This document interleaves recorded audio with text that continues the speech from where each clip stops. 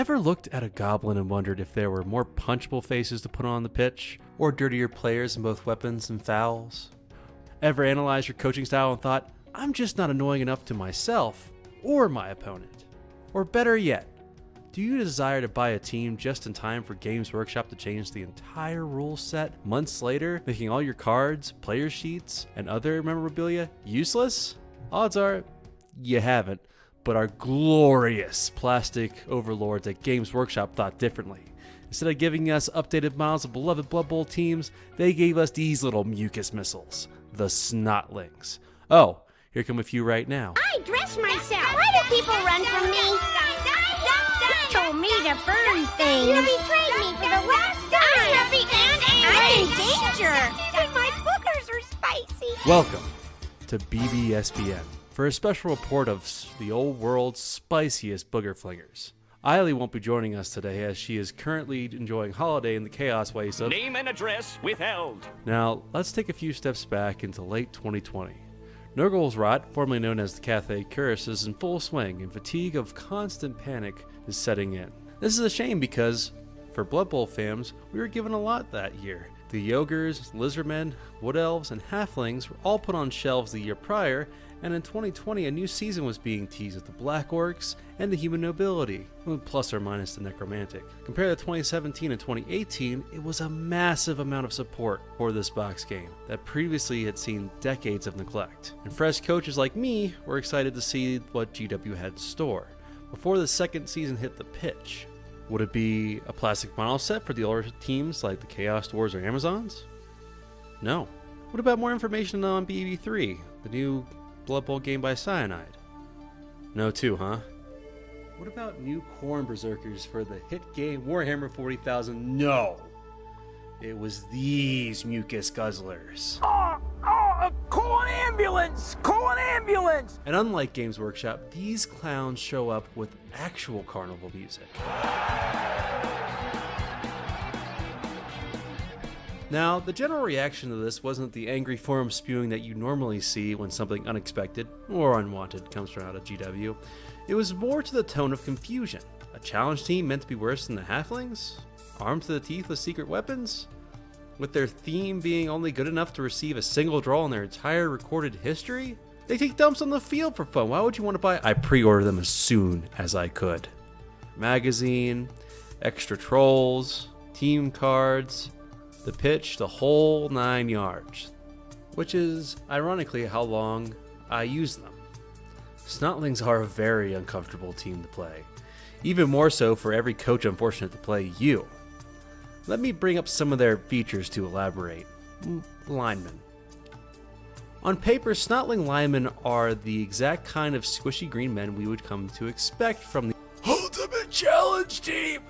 Stat-wise, they have the worst characteristics of any lineman in all of Blood Bowl. Or at least that's what I would be saying if Gnoblars didn't exist. I mean, sure, like Gnoblars, they have the same strength, agility, and armor as their little big-nosed cousins. Hell, they even share the same skills, except for one. Swarming. Swarming is an ability that allows you to go over the standard 11 players on the pitch, legally. That, and combined with Riotous Rookies, means that you could have up to 14 Snotlings on the pitch and 23 players total. Of course, keeping to the maximum of 16 afterwards. Now, 23 Snoggos doesn't sound too intimidating. Most Bash players probably relish the opportunity to slap around a couple of mushroom-wearing hicks, especially on a 6+ to break armor. The trick is, can you hit them? With both Dodge and Titchy on their side, the average Snotling has a 2-up, rerolling ones to dodge chance of getting out of harm's way.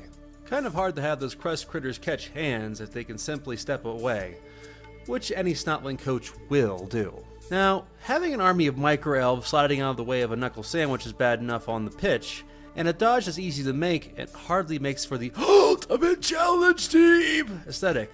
But what really irks me, and opposing coaches alike, is an unseen side effect I didn't think about until I started fielding these little shroom sniffers. Turn times.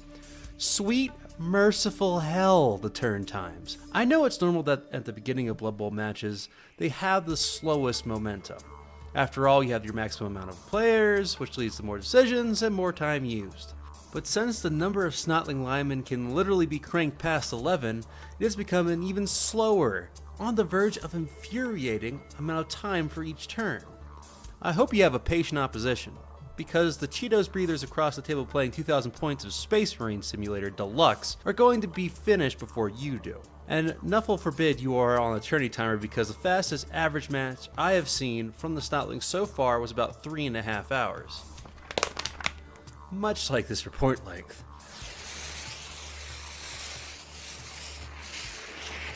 Secret weapons. Snotlings have two kinds of secret weapons, the pump wagons and the fungus flingers. You can take 2 of each, which you always should, because any weapon that gets touched by a Snotling reduces its value by about 95% and the rate of infections transmission by 400. However, you don't want to put all of your weapons on the field, because at a max of 3 bribes, you'll have to remove a minimum of 1 secret weapon from the next drive.